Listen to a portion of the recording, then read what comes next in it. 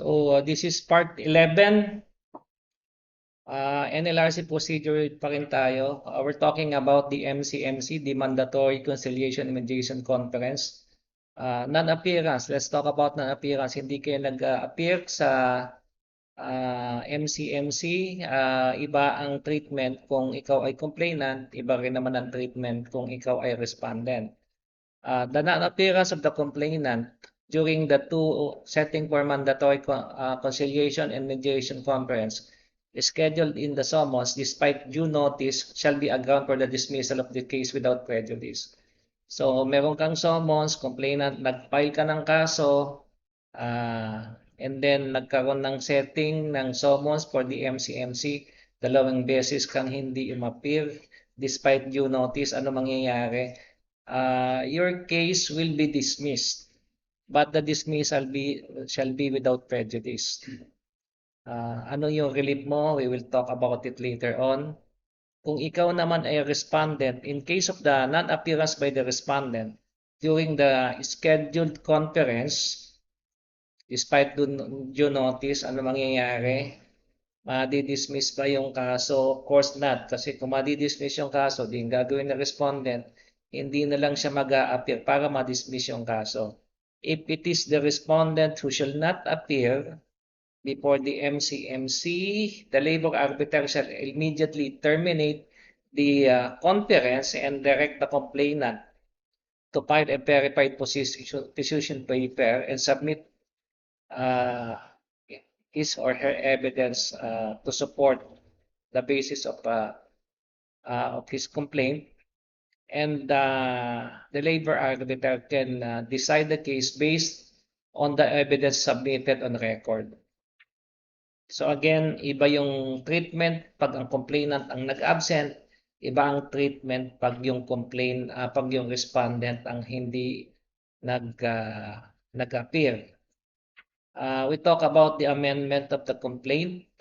The amendment of the complaint shall be allowed only before the MCMC or during the MCMC kung nakapag-file na yung mga parties nakapag-file na yung respondent ng position paper, or even the complainant kung nakapag-file na siya ng position paper, hindi na magkakaroon ng opportunity to amend the complaint.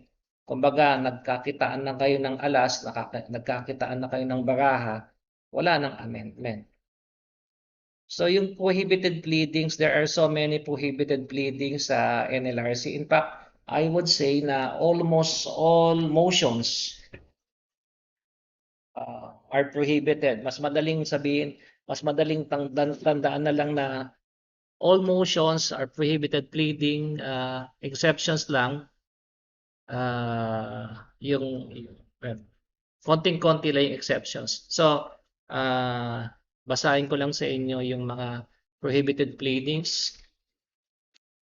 The following pleadings and motions shall not be allowed and acted upon because they are considered the prohibited pleading. Motion to dismiss, except yung discuss natin last time, yung ground of lack of jurisdictions over the subject matter, improper venue, res judicata, prescription, and forum shopping. Motion for bill of particulars, bawal din. Motion for new trial, bawal. Petition for relief from judgment, bawal. Motion to declare the respondent in default, bawal yan. Ano ang relief mo kung halimbawang yung respondent hindi nag-appear during the MCMC? Pa-default mo ba siya? Hindi. Mako-consider mo siya to have waived his right to file position paper, and then mag-file ka ng position paper mo. The labor arbiter will then decide the case based on the position paper and the evidence that you submit. You do not file a motion to declare respondent in default. Motion for reconsideration of any decision, bawal rin, prohibited pleading.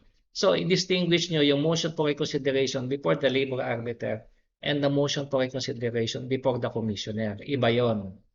Sa yung motion for reconsideration before the labor arbiter is considered a prohibited pleading. In fact, doon sa prohibited pleading, ang tanong sa bar dito lang palagi umiikot, pwede bang mag-file ng motion for reconsideration Sagot, kung sa labor arbiter bawal, kung sa commissioner pwede.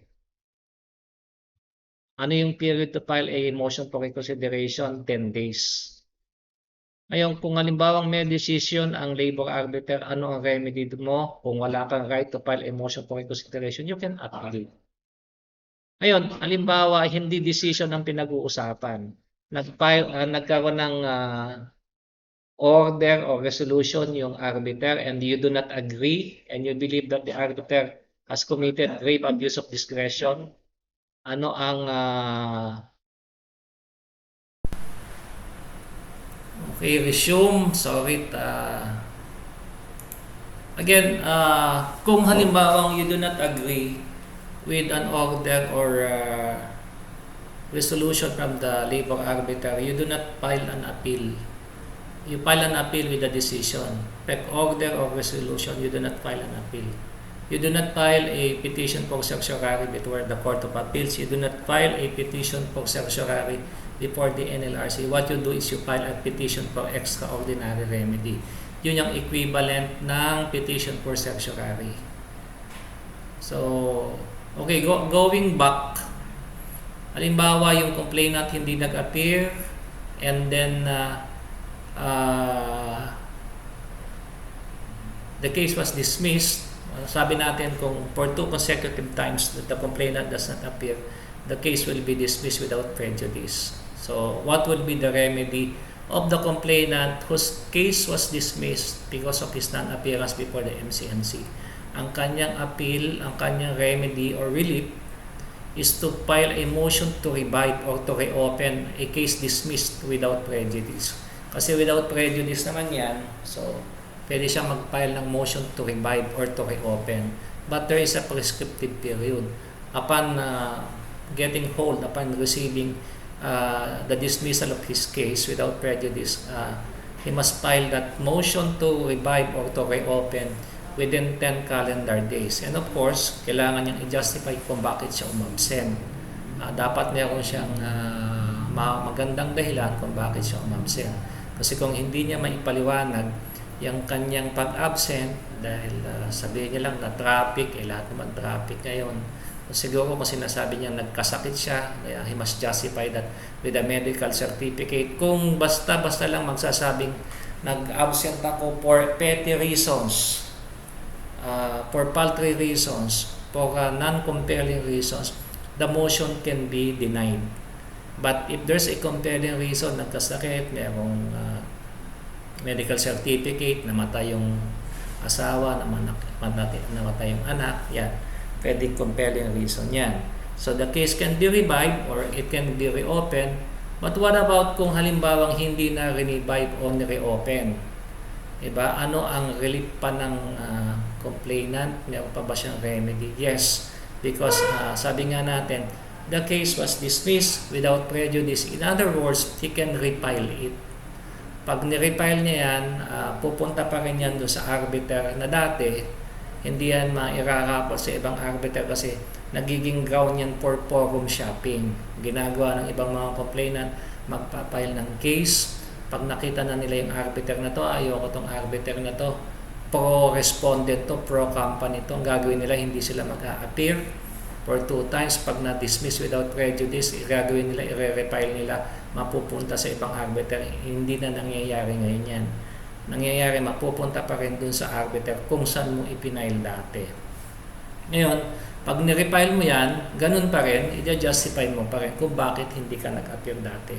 Kung halimbawang hindi ka ulit umappear pangalawang beses, the dismissal will already be with prejudice. With prejudice na kasi kailangan naman talaga lahat ng bagay mayroong limit. Magpa-file ka, hindi ka a-appear. Okay, re-refile mo, tapos hindi ka ulit mag-a-appear. Tapos without prejudice, hindi na pwede. On the second attempt, at hindi ka pa rin appear sa conference sa MCMC, the dismissal will already be with prejudice. Ngayon, kung ikaw naman yung respondent, hindi ka nakapag-appear, ano naman ang relief mo? Because the labor arbiter will issue an order deeming you to have waived your right to file your position paper. So, merong waiver of right, mangyayari yung complainant lang magpapile ng position paper, ikaw wala kang position paper, chances are talo ka. Siyempre, kung meron siyang position paper, but hindi naman talagang siguradong talo ka.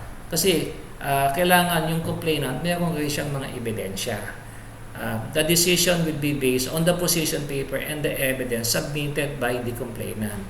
So, malaki lang ang chance niyang manalo dahil hindi mo na-refute, hindi mo na-deny, hindi mo na-countermand yung mga allegations niya at yung mga evidence that were submitted in the position paper. But that just the same, meron kang relief within the same time, within the 10 days na na-receive mo yung order ng arbiter deeming you to have waived your right to file position paper, you can file a motion to set aside the order of waiver. Sabi natin, di ba, nagkaroon ng order, sinabi, waive ka to file your position paper, can you file a motion for reconsideration? Sinabi natin, a motion for reconsideration is a prohibited pleading. So, huwag kayong magkakamaling magpapile ng motion for reconsideration dun sa order deeming you to have waived your right to file position paper because a motion for reconsideration is a prohibited pleading. The motion that you should file is a motion to set aside the order of waiver, and it must be under oath, and you must show the justifiable reason, the compelling reason, the meritorious ground why you had been absent in the MCMC. Kung hindi ginrant ng arbiter yan, niresolve yung motion mo, denying your motion to set aside the order of waiver, ano ang relief mo? Can you file an appeal before the NLRC? Remember that this is not a decision. This is just an order dismissing your case for failure to appear in the MCMC. Nung nag-file ka ng motion to set aside order of waiver, dininay rin, resolution yon, hindi pa rin yung decision. So you cannot elevate that sa court, sa NLRC, sa commission, by way of an appeal. What you should do, and you cannot elevate that by way of filing a petition for certiorari. What you should do is to file a petition for extraordinary remedy under Rule 11. We will discuss that later. So, what is the mode of appeal from the decision of labor arbiter? Sabi natin, walang motion for reconsideration. What is the mode of appeal? It is an ordinary appeal, but the period is not 15 days like in the regular courts.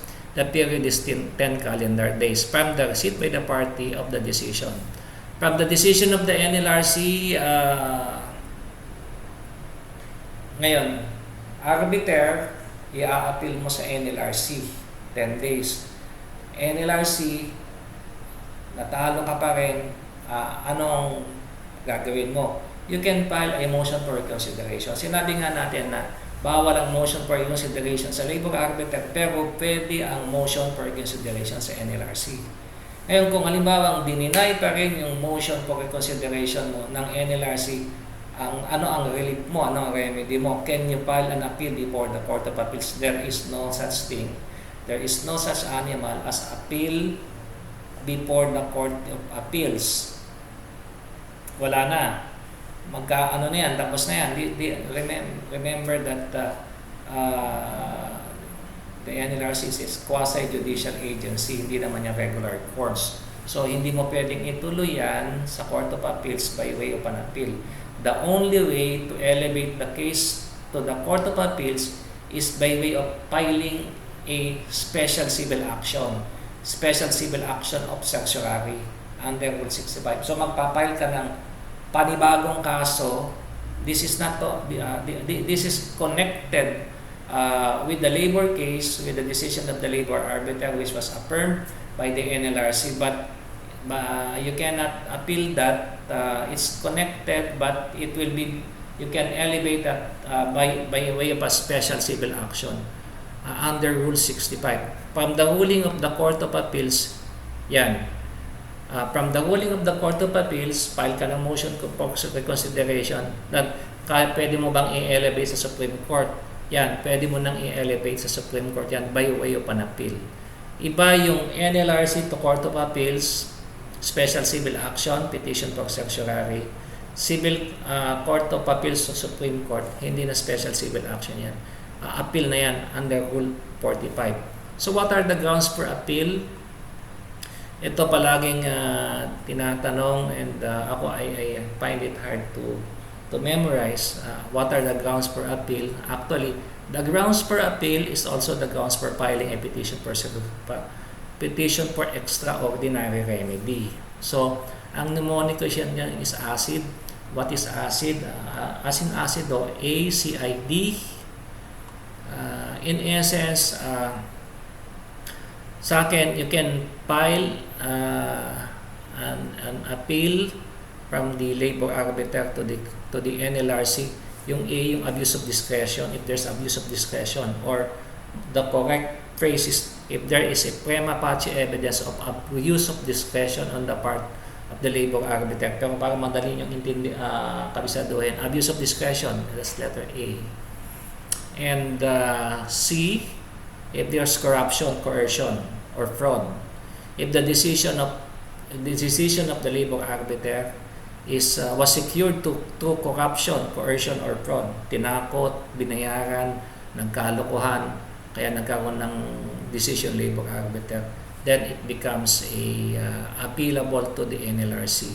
Yung I dun sa ACID is issues of laws or question of law. Mas ano nyo yan ang mas term na ginagamit nyo dyan is question of law, pero para maging ACID ginawa natin issues of law. Issues of law, if it concerns issues of law, not issues of facts, not questions of fact, pwedeng i-appeal yan from the labor arbiter to the NLRC. And yung D, damages or injury to the appellant, which is if the serious errors if damages occurs because of serious errors in the findings of facts by the labor arbiter. The labor arbiter committed serious errors in the findings of facts, and because of this, there becomes a grave or irreparable damage or injury to the appellant. So pwede niyong i-appeal yan from the labor arbiter to the NLRC. So ACID, ACID, abuse of discretion, coercion, corruption, issues of loss, and damages because of serious errors in the findings of facts. So what are the requisites for the filing of an appeal? Again, dito nagkakamali yung mga lawyers pag mag-a-appeal from the labor arbiter to the NLRC is not 15 days, it's only 10 days. And hindi yan notice of appeal, kailangan magpapile ka kagad ng memorandum of appeal. You state the grounds, and you state the date of the receipt of the decision, and there must be proper payment of the required appeal fee and legal research fee, as well as kung ang nag-a-appeal ay complainant, walang supersedious ban. Pero pag ang nag-a-appeal ay respondent, nagkakaroon ng supersedious ban. What is a supersedious ban? Actually, it's a ban that is equivalent to the amount of the monetary award. Kung halimbawa ang decision ng labor arbiter, magbayad ka company ng 100,000, yung 100,000, ipopost mo yan as supersedious ban. Before the NLRC cashier get the receipt, and then i-attach mo yung resibo doon sa iyong appeal. Pag hindi mo ginawa yan, the appeal will be dismissed. So ang ginagawa ng iba, pag hindi nila kaya yung amount ng supersedious ban, kasi alam mo yung mga labor arbiter decision yan, ang lalaki, maabot by the million, isang tao lang, isang kalahating milyon, isang milyon, pero kung 20 tao yan, just as case of there is one government case na ang supersedious ban sa kanila, kasi maraming tinanggal nilang tao, supersedious ban is kalahating bilyon. So, imbis na nag-appeal sila, umalis na lang dito sa Pilipinas. So, hindi na natin nakikita yon. Actually, sa sister company of Levi's na sa ibang bansa, very dominant pa rin sila, pero dito sa Pilipinas hindi na sila nag-ooperate kasi nga natalo sila sa labor case and then hindi nila kinaya yung supersedeas ban. But kung halimbawang hindi mo kaya, pwede ka namang mag-file ng motion to reduce ban. Pwede ka mag-file ng motion to reduce ban, and because of that, we'll have to discuss yung case of McBurney. Ano ba yung McBurney case? Andrew James McBurney versus Ganson. Actually, tatlong kaso to eh. Tatlong kaso na, well, hindi ko alam kung bakit naging tatlong kaso. Pero this was tackled by the Supreme Court 3 times. 3 times. Kaya nga mayroon tatlong docket number. Si McBurney is an expat. Actually, Executive Vice President siya of the Ganson Company. 1 month lang. When he got injured in an accident, Ganson told him he's not needed anymore. So he filed a case. So the Ganson Company contended that he was not an employee but was just an investor. Sabi naman ni McBurney, meron akong employment contract. Sabi ni Ganson, yung employment contract mo para makakuha ka lang ng work permit para maging expat ka. So si McBurney, he won the case. The award is around 60 million from the arbiter. So the Ganson Company filed an appeal with motion to reduce bond. So the NLRC denied the appeal, saying that the bond required by Article 223 is unconditional. So dapat kung magpa-file ka ng motion to reduce bond, may mga parameters. Yung parameters was actually discussed in that case. So sabi ng Supreme Court, all motions to reduce bond that are to be filed with the NLRC shall be accompanied by the posting of a cash or surety bond equivalent to 10% of the monetary award that is subject to the appeal, which shall provisionally be deemed reasonable amount of the bond in the meantime that appellant motion is pending resolutions by the Commission. And for purposes of computing the necessary appeal bond, it shall exclude damages and attorney's fees. So dati kasi, ang ginagawa ng mga lawyer, pag natalo ng kaso, magpapile sila ng appeal, hindi muna sila magpo-post ng bond, magpo-post sila ng motion to reduce supersedeas bond. So pag na-deny na yung motion nila, yung period to file, yung reglementary period to file an appeal, nag-lapse na because 10 days lang. Diba? Ang ine-expect kasi ng mga lawyers noon, pag halimbawa nag-file ako ng appeal with motion to reduce supersedeas bond, yung 10 days reglementary period is already suspended. Kasi meron ka naman appeal eh. Meron ka naman appeal, na-beat mo yung 10 days, pero hindi ka lang nag-ban, pero nag-file ka naman ng motion to reduce. So sabi ng Supreme Court, hindi pwede yan. Even with a motion to reduce ban, supersedeas ban, hindi matotol yung 10-day reglementary period. Ang sabi ng Supreme Court, dapat pag nag-file ka ng appeal, nag-file ka ng motion to reduce supersedeas ban, nag-post ka na at least 10% ng supersedeas ban. That is the ruling in the McBurney case. So kasama na nung appeal mo, yung proof of filing fee, yung proof na nag-post ka ng 10% supersedeas ban, and yung 10%, exclude mo yung damages at attorney's fees. Monetary award lang talaga. So usually, di ba, ang decision ng labor arbiters is 500,000 pesos monetary award. Damages at 20,000 pesos. Attorney's fees is kung magkano 10%.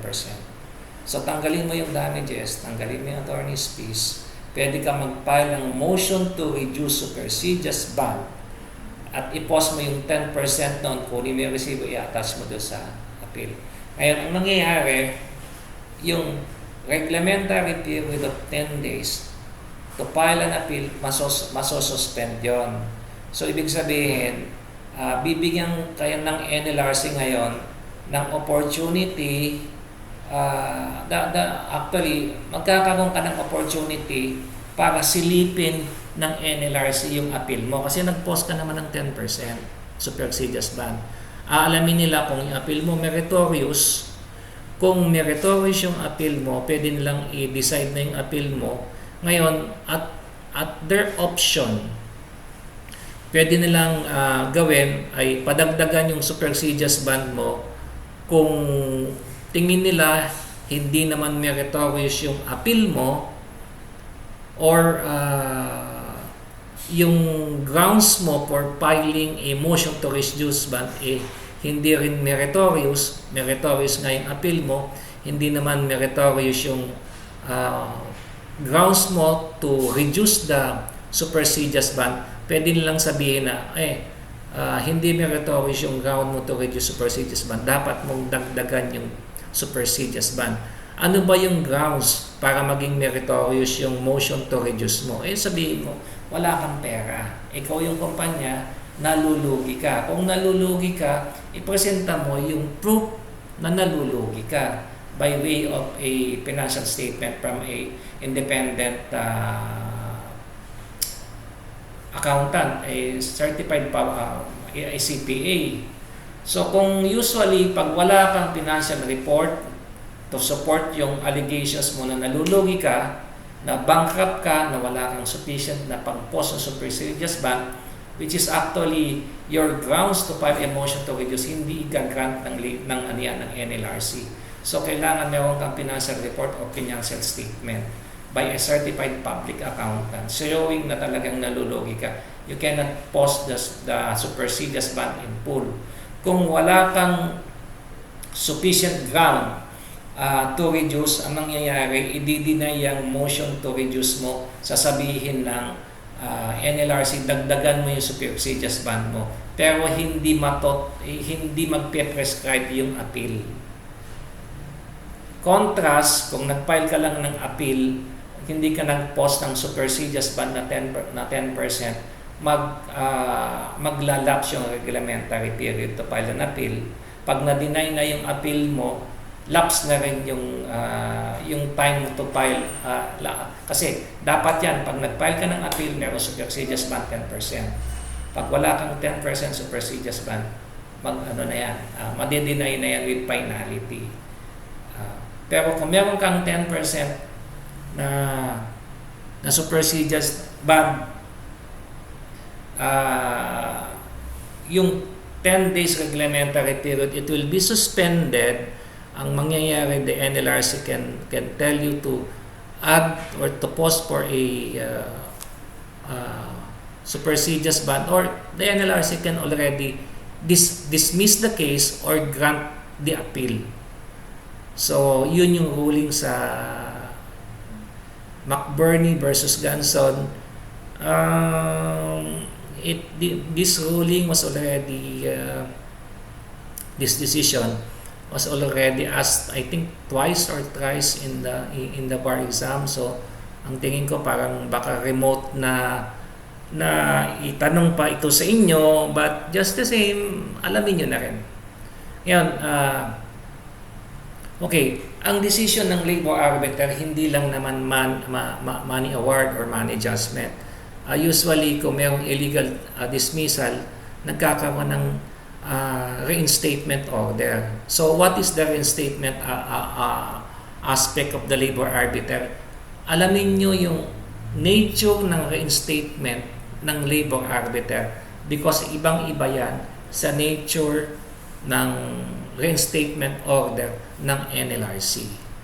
So